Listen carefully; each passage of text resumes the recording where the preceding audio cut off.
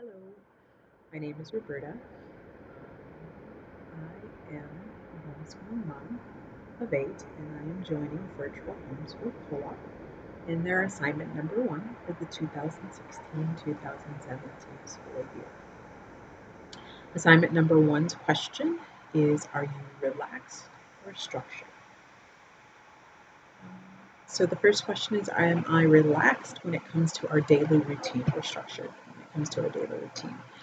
And I would say I am structured. We have 8 children, 7 of which who still live in the home, and 6 of which who are still schooling. And to make that work and to get everyone where they need to be, I feel like it almost has to be structured.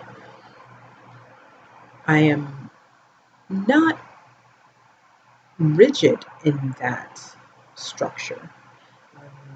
There are days that we don't follow any of the assignments, or I should say any of our schedule or routine, and do what we want at the moment. Today is one of those days. I'm talking about homeschooling, and I'm hiding from homeschooling right now. But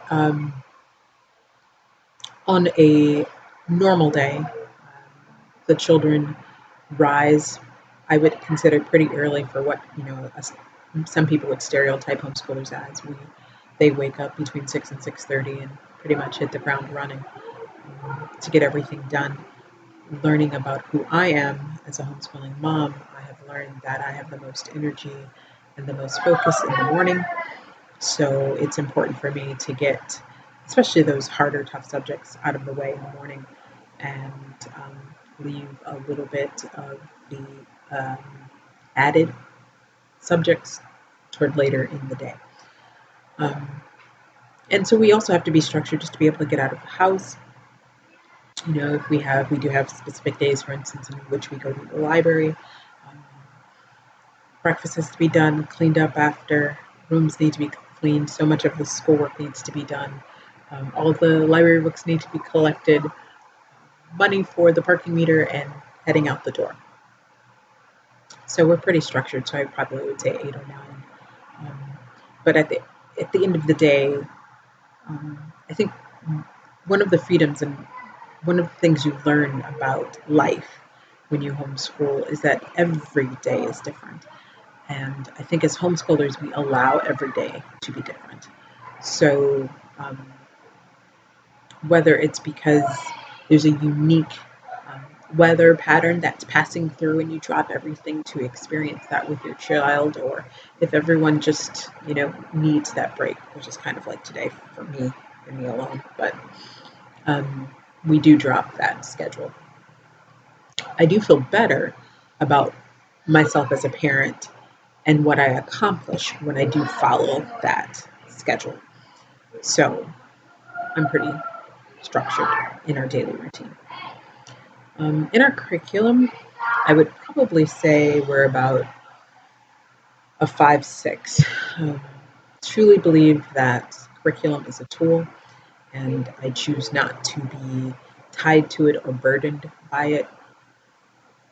So I think, for instance, this year right now, I don't think we have a textbook that we're using in any of our subjects, an official textbook. We have encyclopedias that we're using as spines, and maybe some one textbook that we're using as a spine. But through research and readings, we're using a lot of other pieces to go with it. But we do, our math is a structured math. The olders are using teaching textbooks, and my elementary is using Christian Light Press, Christian Light Education for math, and we're enjoying it. So math is pretty structured. We're following a worksheet, literature-based curriculum for some of our language arts, not all of it. But what I will say, or what I wanted to say to you, as the younger ones, I have some younger elementary grade students, and as they're trying to continue to build their foundation on, just the basics, we follow programs like Explode the Code and Spelling Workout. But I don't feel like I am required, or I don't necessarily require them. I don't feel as if they failed something if they don't complete that book in a X amount of time, whether it's the school year, a month, whatever. But it's there for us, and they use it. So that kind of helps. We use the both. We use maybe structured curriculum, but we use it in our more relaxed format. And then there's the other half of our curriculum or subjects that are much more conversations and much more pick something out and let's fly with it.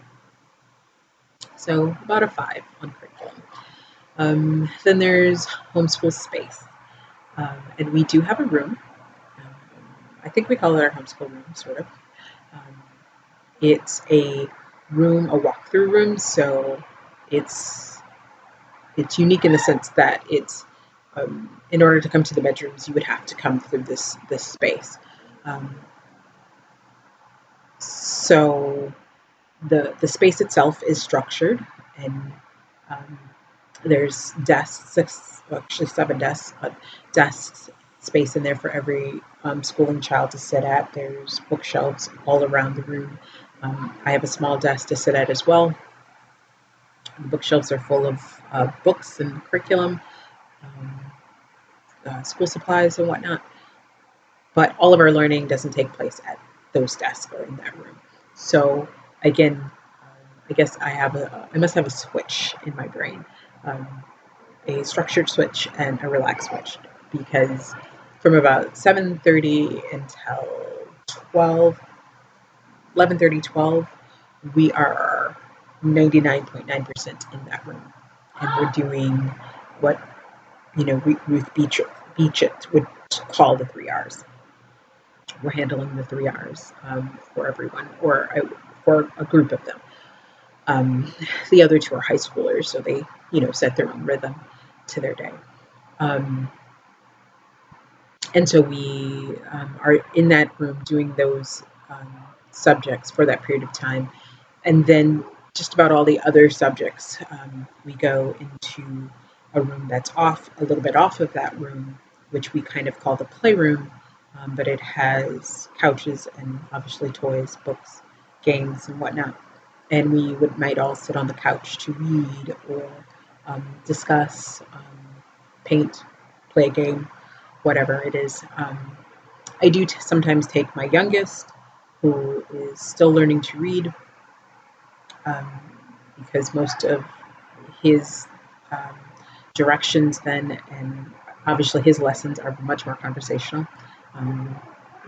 So you might find us in that playroom on the floor going over letter sounds and blending words, we use alphaphonics, so going through lessons there. And I do that partly to give him undivided attention on a very important matter of learning to read, as well as to not to disturb the older ones who can read and can move on more independently in their work.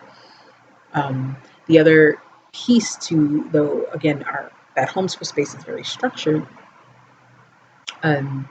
I completely embrace and believe in learning throughout our day and throughout our space, our space as a whole home. So we may head off to the park, but at the end of the day, when I'm journaling about our day, I'm going to journal about the things the children participated in, learned at the park, whether it's physical education skills that I've seen them progress. Oh, someone can do the monkey bars, whether it's conflict resolution, whether it's discovering a salamander, whatever it is, and however it fits into those basic subjects that sometimes we have to keep tally on. We may end up cooking a meal together. They have chores out in the garden. So I do keep track of all of those things making sure even our religious services and religious training that we do, all of that can be counted. Or I should say could be. I count all those times. It doesn't really matter if it can be, I count them. In the state that I live in, I uniquely don't have days, I have hour requirements. And but those hour requirements are definitely open to all the beautiful ways we can learn. There's no real definition on those hours. So while we do have, again, we do have a homeschool space that's very that can be considered structured. It's messy. It's not Pinterest worthy, but it's a space. They are completely allowed to, and it is embraced to learn wherever they are. Another homeschool mom said this on one of her virtual homeschool co-op videos. It's also very dependent on the child. I may have a child who says, "Hey, mom, I have this book.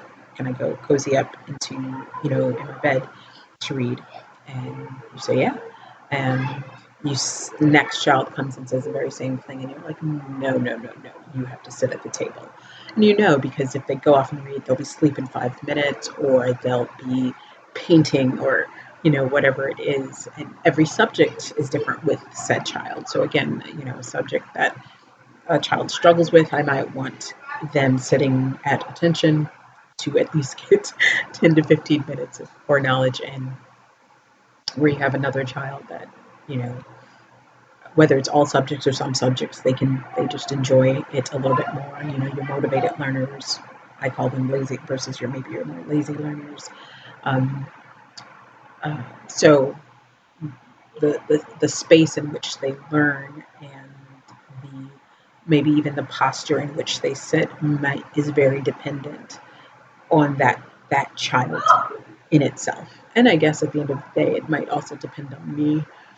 I am a mom, a human, and I struggle in this homeschooling journey with guilt and am I doing the right thing? So there will be days when I'm like, we have to do school, and in my mind, sit at the table is doing school, so they'll have to do that for a while, and then there'll be moments where I'm softer and I'm like, okay, sure, hang up upside down while you're reciting your math facts. I'm fine with that. So it does flow a bit. So that's in a nutshell how we homeschool.